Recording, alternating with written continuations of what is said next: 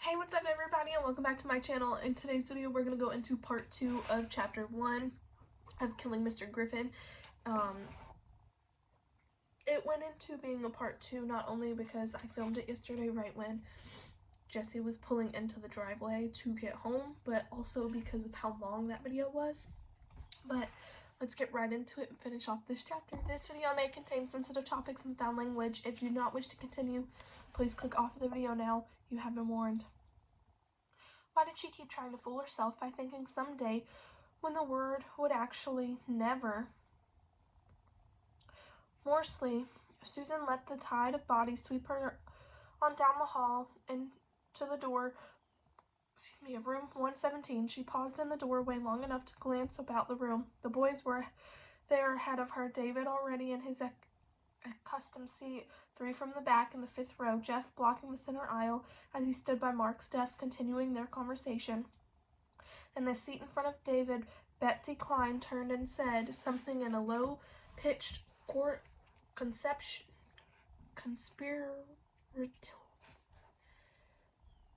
conspiratorial manner. David smiled and nodded, sure that she would be unable to wedge herself past Jeff and too shy to ask him to move. Susan entered the room along the side aisle in order to approach her desk from the opposite direction. She smiled tentatively at 2 girls in the front of the row, but they were talking to each other and did not seem to notice her. So she let her eyes shift away from them and clung tightly to the smile as though it had not been for them at all, but for some private joke that had come suddenly into her mind. She smiled all the way up the aisle, only letting her face relax when she slipped into her seat.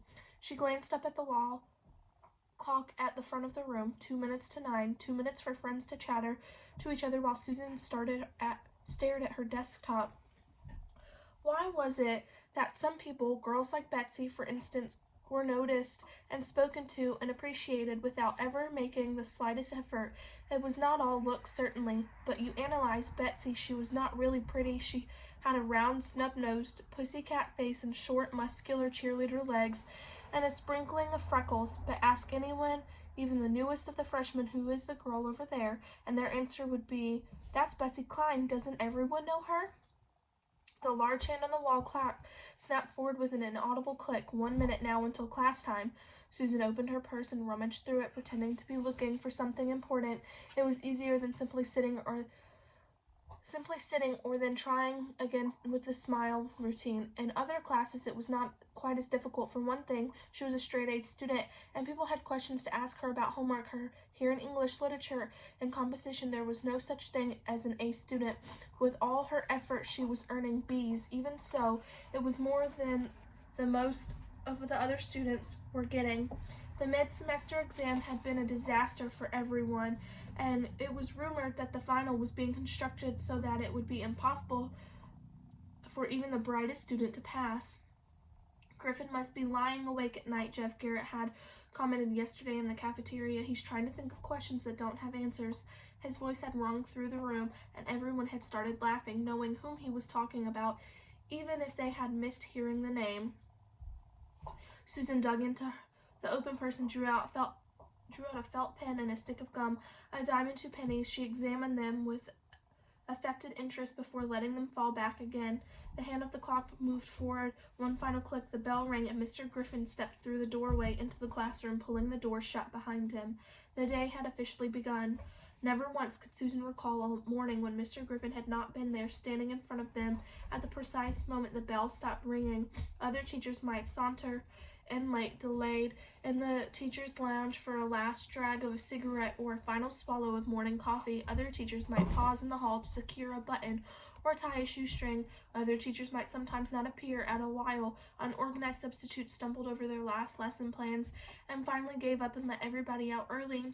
But Mr. Griffin was always there, as reliable as the bell itself, stiff and straight in a navy blue suit, white shirt and tie, his dark hair slicked flat against his head, his mouth firm and uncompromising beneath that small, neatly timid mustache. His eyes moved steadily up and down the rows, taking a silent roll call as the buzz of conversation dwindled and faded into silence. "Good morning, class," he said. Susan answered automatically, her voice joining the uneasy chorus. "Good morning, Mr. Griffin. Please take out your homework assignments and pass them to the front.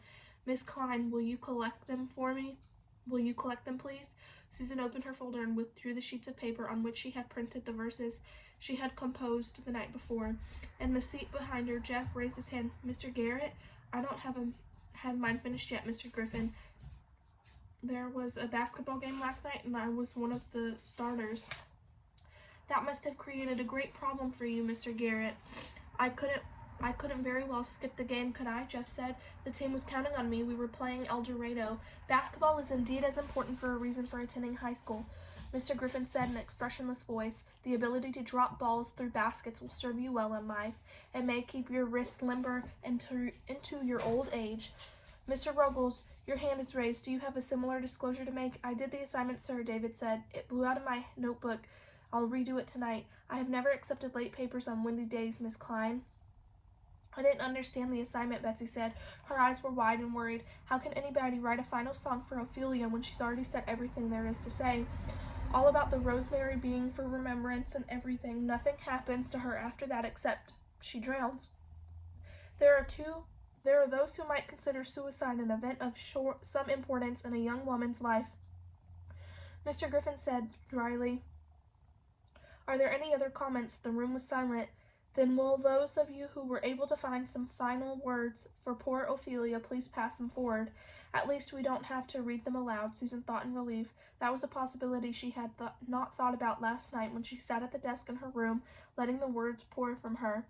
There, caught by the magic of the painful story, she had let herself become Ophelia, lonely, alienated from the world, sickened by the hopelessness of her love, gazing into the depths of the water that would soon become her grave. Excuse me. Only this morning, as she was leaving the house, had the horrible thought occurred to her. What if he makes us read the songs in class? There was no way that she could have done that. Too much of Susan lay exposed in the neatly printed verses intermixed with the persona of Ophelia. Now she scanned her words again.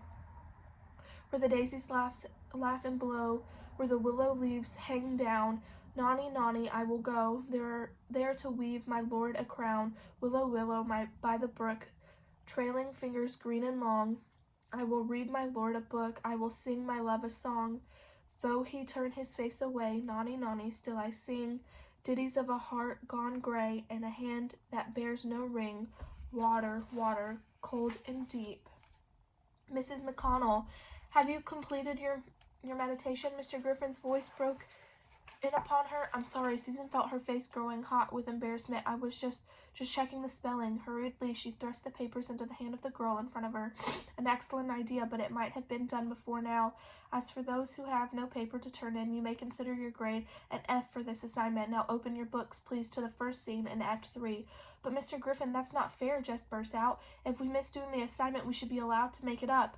Why is that, Mr. Garrett? Other teachers take late papers, Jeff said. In fact, most teachers don't give assignments at all on game nights. Dolly Luna. What Miss Luna does is no concern of mine. She teaches her class according to her policies. Mr. Griffin told him, my own policy happens to be to teach English literature. If students would take part in extracurricular activities, that's fine, but they should be just that, extra. Any student who allows them to interfere with his academic responsibilities must be prepared to not accept the consequences. And the consequences are an F. Is that it? Jeff's voice was shaking with outrage. Well, there happen to be a lot of us who think there's more to life than trying to outdo Shakespeare. When do you turn stuff in? It comes back so marked up that nobody can read it. Spelling, grammar, punctuation, everything's got to be so freaking perfect. Cool it, Mark Kinney said quietly. He sat slouched in his seat in his usual don't-care position, his odd, heavy-lidded eyes giving him a deceptively sleepy appearance. Jeff sort of overexcited, Mr. G. But what he's getting at is that most of us are seniors in this class. We need this credit to graduate. We sure do, Jeff sputtered.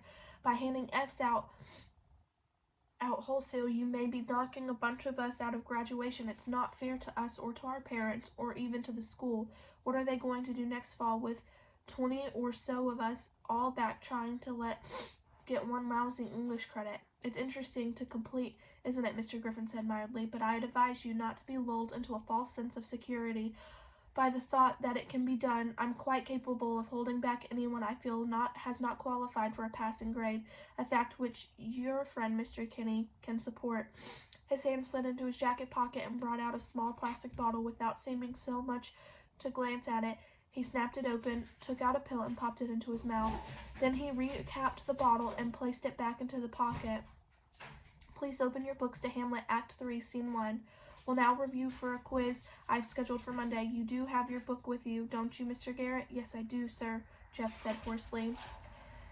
The wind continued to blow. Gazing through the window toward the parking lot, Susan could barely make out the rows of cars veiled as they were swirling dust. Out of this world, pink world, a bird came flying, half blinded, carried by the wind, and crashed headlong into the window pane. Its bright crumpled against the glass and seemed to hang there an instant, stunned by the impact before it dropped like a feathered-covered stone to the ground below. Poor thing, Susan thought. Poor little thing. Poor bird. Poor Ophelia. Poor Susan. She had sudden irrational urge to put her head down on the desk and weep for all of them, for the whole world, for the awful day that was starting so badly and would certainly get no better. From his seat behind her, she heard Jeff Garrett mumble under his breath that Griffin's the sort of guy you'd like to kill. That is the end of chapter 1. I will see you guys in the next video.